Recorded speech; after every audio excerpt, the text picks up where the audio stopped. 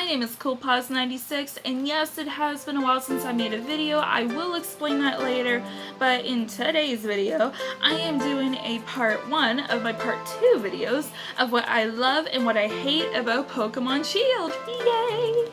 Now, I finally managed to get Pokemon Shield with my Nintendo Switch Lite, which is in this case right now because I do not want to take it out right now.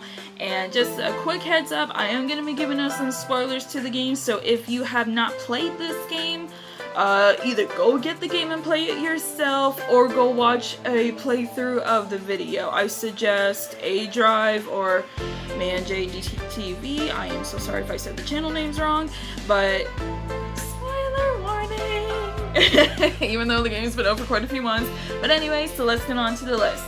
Now, reason number 1 of why I love Pokemon Shield. I found that it was a massive improvement over Gen 7. Now, with the Gen 7 Alola region, I thought that it was honestly a really cool idea how it was based off Hawaii. Because, I mean, come on, it's Hawaii.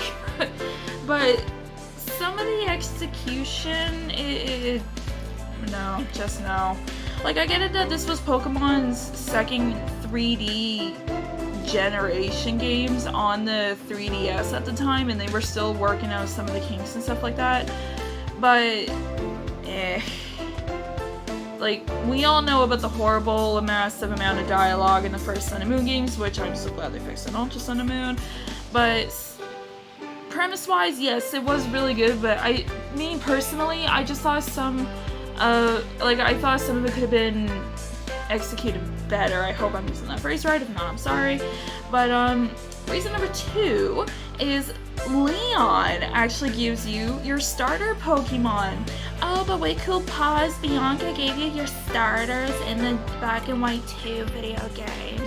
Okay, now hold up. I know some of you are gonna say that, but hear me out. Bianca in Pokemon Black and White 2 was Professor Juniper's assistant.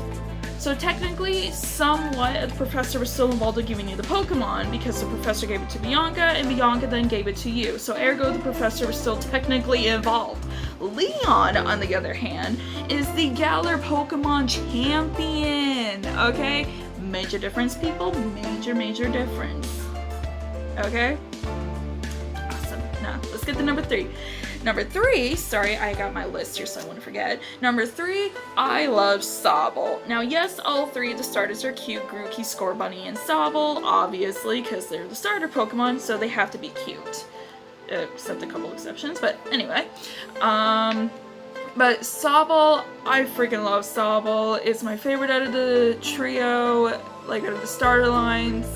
I will be getting into its the evolutions of the starters and the stuff that I hate about the Galar region.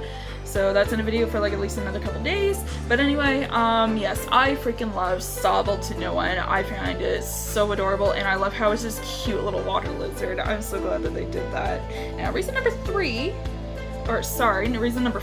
brain fart, Wooloo and Yamper. Wooloo, Yamper, need I say more? Like, how freaking adorable are they? And I called it in my video of what I wanted to see in Pokemon Sword and Shield last year, about a year or 2 ago. I called it. I called the corgi Pokemon, okay? I'm also going to be putting that video link down in the description because I finally figured out how to do that. So yes, that video is going to be in the description. But yes, Wooloo and Yamper. So freaking adorable. Need I say more? Okay, so reason number 5 is they finally brought back the Pokemon gyms, which I am so insanely happy about, but they also did it with a twist. Now, you actually have uniforms in the Pokemon gyms, which are based off soccer uniforms, because soccer, or football as it's called in the UK, that's like their biggest sport there, next to probably cricket. But I love how they also give you like a challenge instead of just going up to the gym leader and being like, hey, I'm gonna battle you. Like, I love how they have like these different little challenges that you have to do, okay? Like, I really like that twist onto it. I really do. And yeah, I'm just honestly glad that they brought back the Pokemon gyms because I did not like the challenges in Gen 7 at all, okay? I'm not the only one who didn't like them. I just didn't really care for them. I prefer Pokemon gyms a lot better. So, there you go. Now, reason number 6 is Pokemon popping up everywhere, which I freaking love. I love how they took that concept from Let's Go Pikachu and Eevee and still brought it into the main series games, which honestly I am so happy that they did, because I find that it's a lot better trying to find Pokemon that you want instead of just having to run through the grass. Like, yes, you still have to run through the grass and all that, but once you see like a little exclamation mark in the grass, sometimes that can be like a rare-ish Pokemon that will pop up. So I really am glad that they brought that concept from Let's Go Pikachu and Eevee into Sword and Shield. I freaking love that, especially when you're trying to shiny hunt. Although the shiny method, it's yeah, that's in the next video. But anyway, reason number 7, and this is probably like one of my all-time favorite reasons, no Zubats everywhere. Okay, and it took what, 23 years? Okay, because the games came out last year. What, 23 years to finally, the Pokemon company was like, yeah, let's not put Zubats everywhere. Let's stop getting people PO'd. So, thank you, Game Freak. Thank you, Pokemon. Thank you, Nintendo. Thank you for finally stopping that. Ugh. Oh man, Zubats are horrible. They're so annoying. Mind you, I love Crobat, I really do, but trying to get a Zubat to a Crobat is a pain in the ass. Okay, so the next reason is the wild areas. I love the wild areas because they have like certain Pokemon that pop up in certain weather areas, and they have Pokemon that pop up in different days of the week, also depending on the weather, like I just said. Like, I think it's a really cool concept, and I'm really glad that they brought that in. We're actually putting Pokemon in their natural habitats. Like, I think that is just super cool.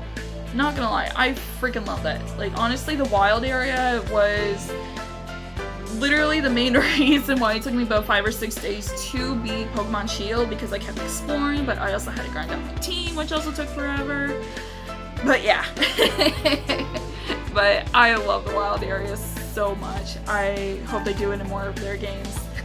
Okay, now the next reason is you can still customize your character. Woo woo! I am so super happy that they still kept this going. Once they finally started doing that in Gen 6 back in 2013, and they still continue to do it today, which honestly I am so insanely happy. And I will put right here, or sorry, maybe right here. It's gonna be one of these sides where I'm gonna be putting up my own trainer card just so you guys can see what my character looks like. And I am sorry if the picture's blurry. It was the best I could do, so please don't be mad at me. But yeah, I love customizing your own character. Yes, it can get expensive, but it is so super fun. I freaking love it. Now the next reason, finally, Farfetch'd got an evolution. 23 years and Farfetch'd finally got an evolution. What happened? Why did it take this long? Now, for those of you who may not know what Farfetch'd is, Farfetch'd was one of the OG 151 Pokemon back in the Kanto region, but it flew so under the radar. Like, you never hardly ever hear people talk about Farfetch'd, which is so sad because I've always low-key secretly had a soft spot for Farfetch'd. I always thought its design was really cool, and I like how it actually holds on to this leak. Like, its life depends on it, and it's just so cute.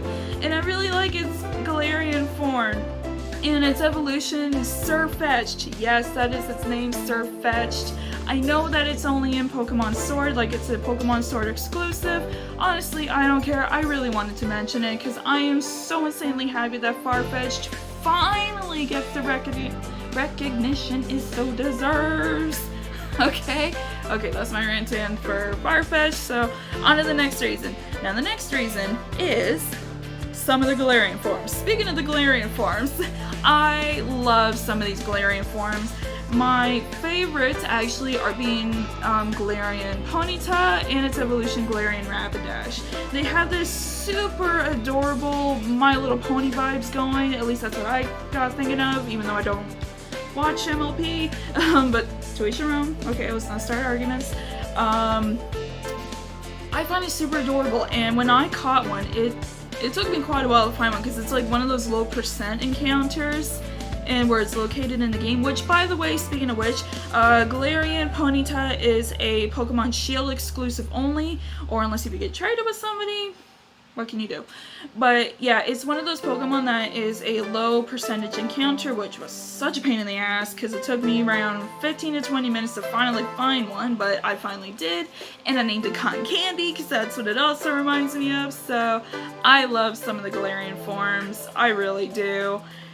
So, yay. And Mr. Mime does not look so creepy anymore. So I am really happy that they finally did Mr. Mime some justice. And they actually finally gave Mr. Mime an evolution. Not a pre-evolution like Mime Jr. An evolution named Mr. Rhyme. Which honestly, I really like his design. Not gonna lie. I actually really like it. I really like Galarian Mr. Mime. Not super creepy anymore. It's like this really cool ice type. I love it. It's one of my favorites. So end of discussion there. On to the next reason. Okay, so the next reason is how the Pokemon League is set up. Now, like I said earlier, the Pokemon gyms, they're also based on like the whole soccer / football thing, kind of, you know, depending on where you're from and what you call it, soccer, football, whatever. But yeah, but the way they have it set up, they have you actually battle the gym leaders again, which honestly I think is really neat that you can battle them a second time. And you kind of they do like a head-to-head to see who wins, you know, and then they have like the quarterfinals, semifinals, and then finals, and then when you finally face off against Leon. So honestly, I actually find that really cool.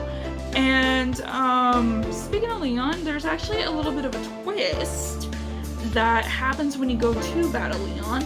I don't want to give out full-on spoilers. I cannot talk. When you go to battle Leon, but I actually kind of like how that happens, like right as soon as you're going to battle him. So I don't know, that's just me. Like, this is just all my personal opinion for this video to begin with. So yeah. Now the next reason, the Dynamax raids. Now I know the Dynamax raids have been getting a lot of mixed reviews. Like, I've been hearing people saying that they don't like them, people saying that they do like them.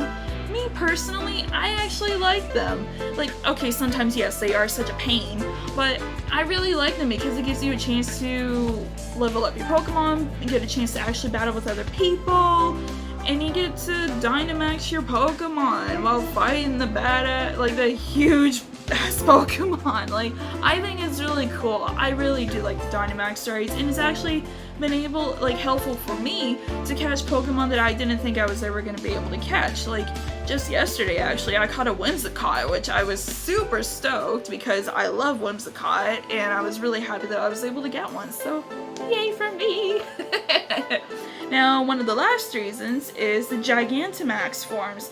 Now, for those of you who also may not know, Gigantamax is just one notch up above Dynamax, where not every Pokemon, but a good selection of the Pokemon, like Gengar, Pikachu, Eevee, Meowth, Blastoise, Charizard, Venusaur, Inteleon, Cinderace, and Rillaboom, those, for example, they can all Gigantamax, and just like Mega Evolutions back in Gen 6, Gigantamax changes the Pokemon's appearance, and it helps boosts the attacks and defense stats as well. Just, it is somewhat like Mega Evolutions, but the only thing with Dynamaxing and Gigantamaxing your Pokemon is that it only lasts for 3 turns. So that is another thing that that is like the only downside to it. Like, that's the thing I don't like about it, but it's better than nothing. And let me see. Oh, and the final reason is that my all-time favorite reason, the Galar region is based off the UK. Like, how freaking awesome is that? I am such a huge fan of like the Britpop and the British invasion, like the Beatles and the Stones, and of course my all-time favorite band, Gorillaz. They're British because of Damon Albarn and Jamie Hewlett. Thank you, by the way. Like Def Leppard, like holy frig, so many amazing actors and actresses, singers and bands, like poets, writers, like so many incredibly famous people that came from the UK. Their country is being represented, and I freaking love it to no end. I really do. I love it to pieces. So I am going to end this video here, so thank you guys so much for taking the time out of your busy schedules to watch this video. Yes, I understand it has been a while since I made a video. The main reason is because I was honestly just not in the mood. I really was not in the mood to be making videos, and I know that's a crappy excuse, but that was my literal reason. But I have been getting a video kick again, so I am gonna also make another video within a couple days time, hopefully, about stuff that I do not like about the Galar region. But again, thank you so much for watching. Please do not forget to like, comment, and subscribe, and also do not forget to click the bells and notifications for my videos. Ding! And my question to you guys is, what do you love about the Galar region? Do you like the Galar Pokemon? Because there are some that I really do like, which is a separate video on its own. What's some of the stuff that you don't like? Like, what do you think about the overall Generation 8 games? Let me know down in the comments below. I love hearing your comments. And I hope you guys have a fantastic, safe, and wonderful day. And I will see you in the next video. Bye!